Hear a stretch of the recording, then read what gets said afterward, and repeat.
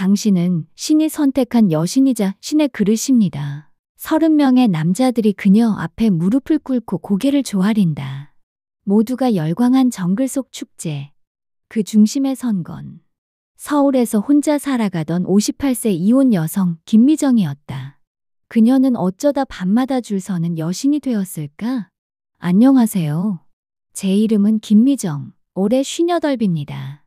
서울 금천구의 골목 깊숙이 자리한 낡은 연립주택, 그 반지하 방 한 칸이 제 집이었어요. 창문 밖으론 하루 종일 주차된 차량 범퍼만 보였고 장판은 눌리고 일어날 줄 몰랐죠. 결혼한 지 30년. 남편은 처음엔 성실한 사람이었어요. 하지만 사업이 몇 번 실패하더니 점점 술에 빠지고 그 끝은 도박이었습니다.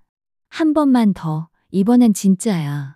그 말에 쏘가 담보대출까지 받아줬고 결국 모든 걸 잃었습니다. 남편은 도망치듯 이혼을 요구했고 전 한 장짜리 위자료 없이 빈손으로 쫓겨나다시피 나왔어요.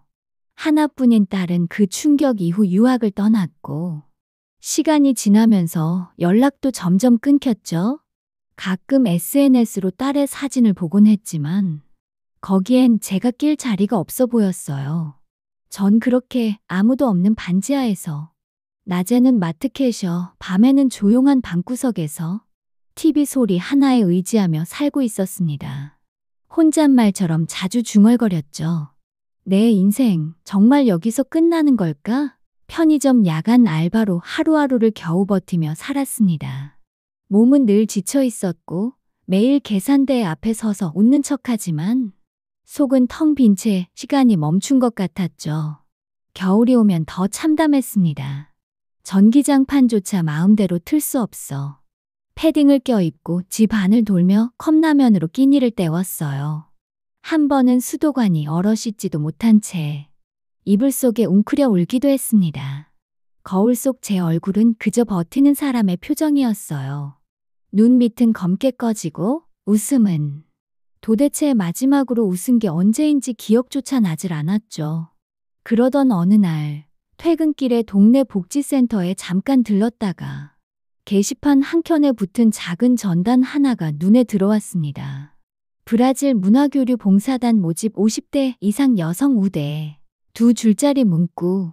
그 밑에 적힌 한 문장이 심장을 두드렸어요. 당신의 삶에 아직 늦지 않은 기회가 있습니다. 눈을 뗄 수 없었습니다. 참가비 전액 지원, 정글 원주민 마을에서 2주간의 체험 활동. 남미 정글? 말도 안 되는 얘기 같았지만 죽기 전에 진짜 한 번쯤은 가보고 싶다는 생각이 들더군요. 집에 돌아오자마자 신청서를 썼습니다. 이력도 별것 없고 나이도 많고 영어도 못하지만 그냥 마음이 시키는 대로 했어요. 어차피 안 될 거야. 그렇게 마음을 내려놓았는데 며칠 뒤 휴대폰에 도착한 문자 한 통. 김미정님, 브라질 문화교류 봉사단에 최종 선발되셨습니다. 손이 덜덜 떨렸습니다. 인생에서 처음 어디선가 제가 선택받은 순간이었거든요. 출국 날 인천공항에서 출발한 비행기는 두 차례 경유 끝에 브라질 북부의 벨랭에 도착했어요. 그곳에서 또 버스를 타고 비포장도로를 몇 시간을 달린 뒤 작은 나무배로 아마존 지류를 따라 정글 속으로 깊숙이 들어갔죠. 종착지는 아구아라라는 이름도 생소한 밀림 마을이었습니다. 붉은 흙 위에 나무로 지은 집들이 띄엄띄엄 놓여 있었고 수십 마리의 앵무새가 날아다니는 낯선 풍경이 펼쳐졌어요. 마을 사람들은 환하게 웃으며 저희를 맞이했죠.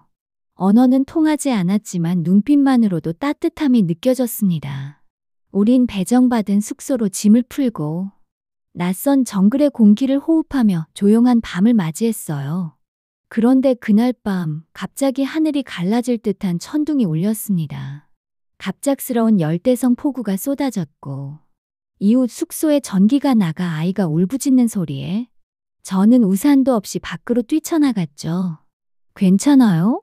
물 셀 데는 없어요? 서툰 포르투갈어와 손짓으로 아이를 안정을 취시키던 그때 갑자기 저 멀리서 번개와 함께 맹수 울음소리가 들려왔어요. 꺄! 누군가 비명을 지르며 숲 쪽으로 도망쳤고, 당황한 저는 조명을 들고 뒤를 쫓다가 그만 미끄러지듯 진흙길 아래로 굴러 떨어졌습니다.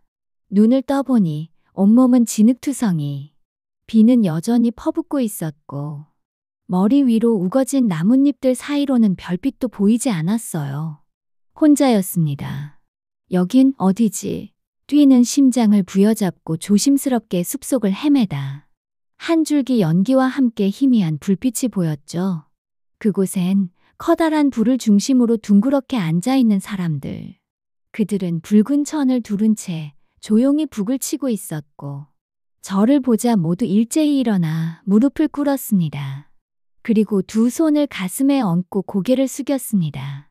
그들의 입에서 조용히 흘러나온 말은 아랑카, 신의 그릇이 오셨다. 순간 주변 공기가 멈춘 듯 했어요. 나무 잎사귀들이 흔들리는 소리마저 뚝 끊긴 느낌이었죠.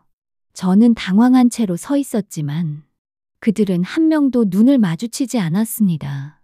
마치 신 앞에 서 있는 것처럼 조심스럽게 절 에워쌌고, 곧바로 저를 정글 깊숙한 의식의 움막으로 안내했어요.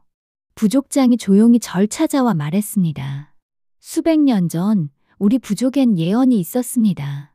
하얀 피부를 가진 외지 여인이 축제가 열리는 해 밀림을 건너 이곳에 도착할 것이며, 그녀는 밤의 씨앗 의식을 통해 우리 부족의 새 생명을 심을 자다. 그는 진지한 눈으로 제 손을 잡고 속삭였죠. 당신이 바로 그 여인입니다. 우리 부족의 전설이 지금 현실이 된 겁니다. 저는 웃어넘기려 했어요. 무슨 황당한 소리야. 하지만 마을 사람들의 태도는 단호했고, 그들의 눈빛엔 맹목이 아닌 확신이 담겨 있었죠. 저는 아랑카, 즉 하늘에서 내려온 씨앗의 그릇이라 불리며 부족의 중심 인물로 대접받기 시작했어요. 매 끼니마다 가장 좋은 열매가 제 식탁에 올랐고, 마을 여성들조차 제 앞에서 무릎을 꿇으며 노래를 불렀습니다. 그리고 그 밤부터 밤의 씨앗 의식이 시작됐죠. 제가 어리둥절한 사이 축제가 시작됐습니다. 마을 중심의 커다란 광장엔 불꽃이 타오르고, 북소리는 밤하늘을 찢을 듯 울려 퍼졌죠. 30명의 젊은 청년들은 하나같이 붉은 천을 허리에 감고 맨발로 흙 위를 걸어 제 앞에 줄을 섰습니다. 그들의 손엔 향이 피어오르고 알록달록한 열대꽃이 수줍게 흔들렸죠. 놀라운 건 그들 중 절반은 이미 젊고 아름다운 아내가 있는 남성들이었어요. 하지만 그 순간 그들의 눈엔 오직 저 하나만 비추고 있었습니다. 한 청년이 조심스럽게 다가와 두 손을 모아 제 앞에 무릎을 꿇고 말했죠. 당신은 신의 선택을 받은 여인이니 우리의 밤을 밝혀주십시오. 그 목소리는 떨렸지만 간절했어요. 그리고 그날 밤부터 정말로 매일 밤 부족의 30명의 젊은 청년들이 하나씩 아주 조심스럽게 그들은 저를 찾아오기 시작했습니다. 도발도 강요도 없었어요. 그들은 매번 천연 향유를 몸에 바르고 말없이 제 곁에 앉아 어깨 위로 조용히 담요를 덮어주곤 했죠. 그리고는 귓가에 나직한 음성으로 그들 조상의 노래를 불러줬어요. 때로는 그 노래에 맞춰 내 손등 위에 그들의 손끝이 살며시 닿았습니다. 그 온기는 뜨겁기보다 따뜻했고 위험하기보다 편안했어요. 그 순간마다 저는 여자로서 오래도록 잊고 살았던 감각이 하나둘씩 되살아나는 걸 느꼈습니다. 내가 아직 누군가에게 이렇게까지 필요할 수 있다니. 그 감정은 두려움보다 더 컸고 외로움보다 더 강했습니다. 그리고 그렇게 저는 그들에게 여신이 아닌 그저 한 명의 여인으로 다시 태어났습니다. 문제는 이 상황을 곱게 보지 않던 몇몇 젊은 여성들이었습니다. 처음엔 조용히 수군대던 그들이 어느 날 밤 광장 한복판에서 저를 둘러싸고 소리를 질렀죠. 왜 그녀죠? 왜 하필 그 나이 많은 여인이 축제의 중심이에요? 우리 중에도 젊고 예쁜 사람 많잖아요. 그 말에 광장은 순식간에 적막에 휩싸였고 저는 한 걸음도 움직이지 못한 채 작은 바람 소리까지 들릴 만큼 숨을 죽였죠. 그때 부족을 대표하는 3명의 남성 전사가 앞으로 나섰습니다. 그들 모두 저를 밤마다 찾아왔던 이들이었죠. 한 명이 젊은 여성의 손을 꼭 잡고 말했어요. 우리가 그녀를 따르는 건 피부가 하얘서이기 때문이 아니야. 아랑카는 전설이야. 수백 년간 우리 부족이 기다려온 밤의 축제와 씨앗의 의식을 완성시킬 유일한 존재. 다른 청년은 단호하면서도 슬픈 눈빛으로 말을 이었죠. 전통과 믿음을 질투로 뒤덮는다면 그건 우리 부족의 길을 거스르는 거야. 우리 규율은 명확해. 신의 뜻을 거역할 자는 이 마을에 머물 자격이 없어. 그 말에 광장에 있던 사람들의 표정이 점점 바뀌기 시작했어요. 분노와 질투로 흔들리던 젊은 여성들의 눈에도 혼란과 후회가 비쳤죠. 그중 한 여성이 제 앞에 천천히 다가와 고개를 숙였습니다. 죄송해요. 그저 두려웠어요. 그들이 나보다 당신을 더 오래 바라보는 게 그 순간 제 가슴 어딘가가 아릿해졌습니다. 저는 그 아이의 손을 잡고 조용히 말했어요. 미안해. 내 마음도 다 이해해. 나도 누군가의 시선이 오랜만이었거든. 그래서 더 소중했어.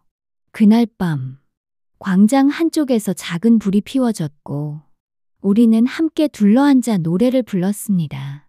젊은 여성들과 청년들이 마주보고 웃었고 서툴지만 진심 어린 말들이 조금씩 마음의 벽을 녹여갔죠. 그 갈등은 끝이 아닌 진짜 부족의 일원으로 제가 받아들여지는 시작이었습니다. 그날 이후 저는 부족의 진정한 일원으로 공식 인정받았습니다. 더 이상 낯선 사람도 손님도 아닌 그들의 신화와 삶에 녹아든 아랑카로서 말이죠. 그리고 밤이 오면 작은 등불이 하나씩 움막 앞에 켜졌습니다. 그건 의식에 참여하겠다는 표시였죠. 매일 밤 5명의 청년이 조용히 문 앞에 다가왔고 그들은 무릎을 꿇고 제 손을 가만히 잡으며 한 사람씩 마음을 담아 씨앗의 기도를 올렸습니다. 기도는 단지 말로만 이루어지지 않았습니다. 그들의 손끝이 내 손등을 쓰다듬고 이마를 맞대어 순결을 나누는 행위. 그건 존경이자 헌신의 방식이었죠. 처음엔 어색했지만 그들의 눈빛에서 욕망은 느껴지지 않았어요. 대신 마치 오래된 신화를 따라 움직이는 듯한 경건함.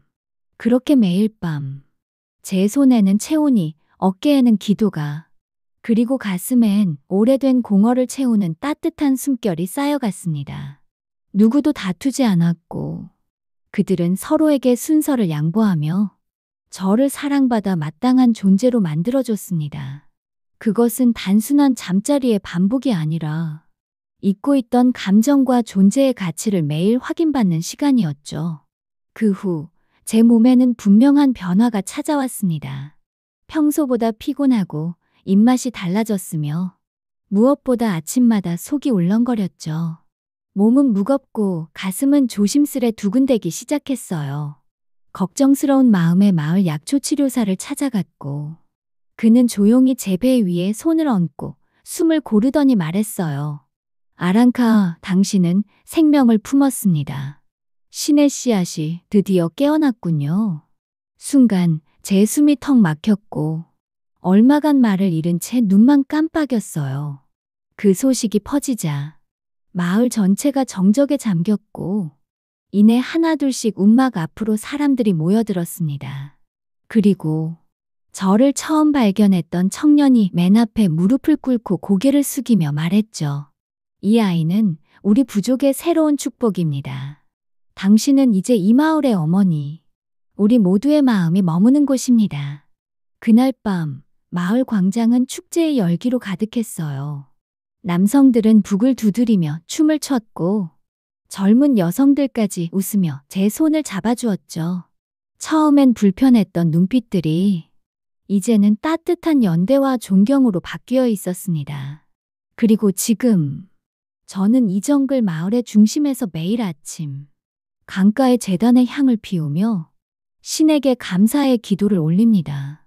서울 금천구의 작은 편의점에서 패딩을 입고 겨울을 견디던 제가 이제는 브라질 정글 한복판에서 30명의 남성과 함께 새로운 생명을 품고 웃고 있습니다.